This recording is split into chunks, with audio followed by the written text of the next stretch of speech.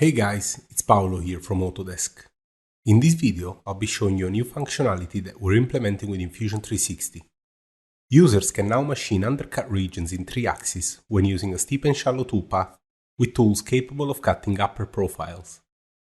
This improvement will save you plenty of programming and machining time, as it will minimize the number of setups needed for your finishing operations. Let's look into this in more detail. Looking at the part on my screen, you can see that if I run the Accessibility Analysis tool, there are areas that I wouldn't be able to reach with a straight-sided tool in a 3-axis configuration.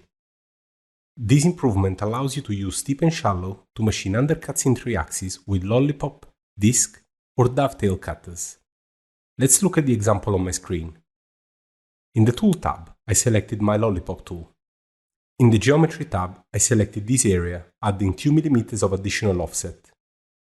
Moving on to the Passes tab, I need to remember to set my threshold angle to 0 degrees. This will make the Machine Undercuts checkbox appear.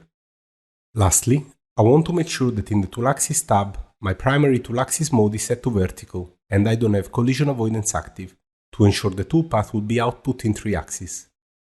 I can now simulate the toolpath to see my tool machining the side wall of my part, including the undercuts. One last thing before concluding. If before running your stock simulation you'd like to see what areas are accessible by the active tool, you can use the new Draw Tool on Cursor functionality, activating it from the navigation bar or using the shortcut Ctrl-T. This way you can save valuable programming time by avoiding calculating toolpaths unnecessarily. Hopefully this video is a good starting point for you to understand how to use this new functionality. See you for the next tutorial.